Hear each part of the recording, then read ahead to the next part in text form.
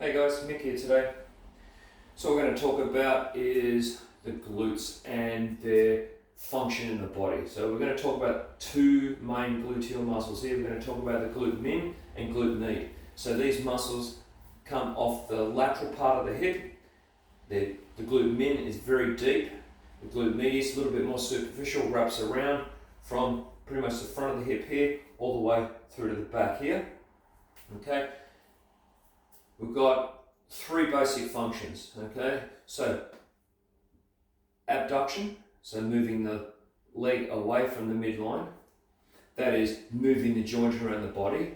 And then if we do moving the body around the joint, glute medius is now shortening in that regard, okay?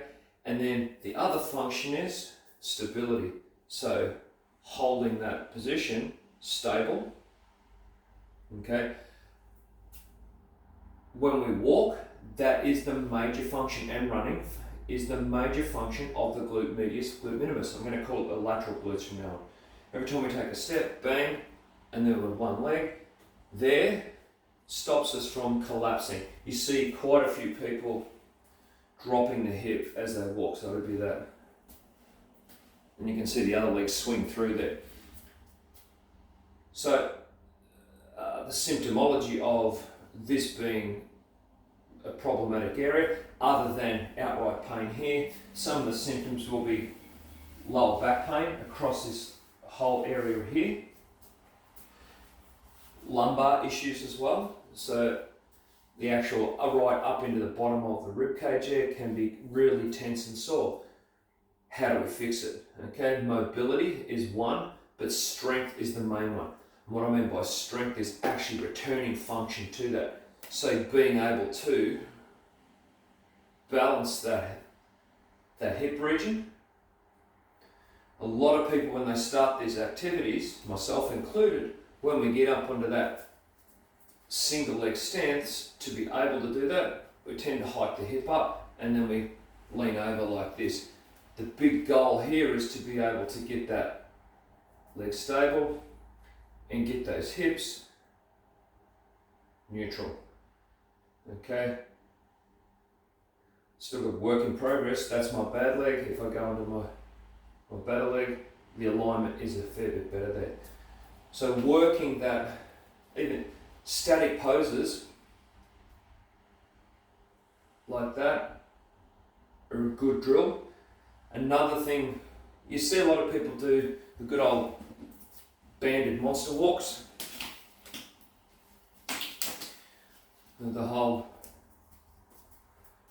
Those sorts of things.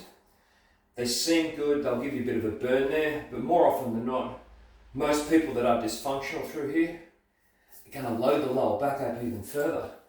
So if you're going to do the band, bring in some stuff to actually help you achieve firing the muscles. My trusty broomstick. What I'm going to do here is I'm going to wedge this out here. I'm going to stick it underneath my arm here. It's actually in the rib cage there. And we're going to load that up. And now I'm actually going to put a fair bit of weight through there, but I'm aiming at keeping my posture good. I'm now going to drive the weight through the left leg, hold that position there, and I'm going to lift that leg. And now I'm going to put my finger on the top of the pelvis to make sure that I'm not lifting the hip to cheat.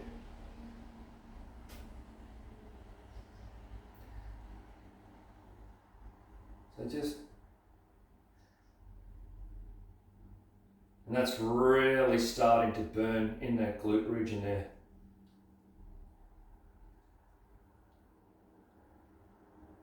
Just started to cheat. I felt my hips start to rise, so that's when I stopped.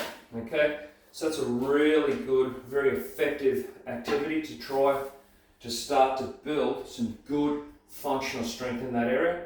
Again, doing balance work into a mirror, a camera, or whatever, to give yourself some feedback, because what you perceive as doing a good job could be literally just enforcing old patterns.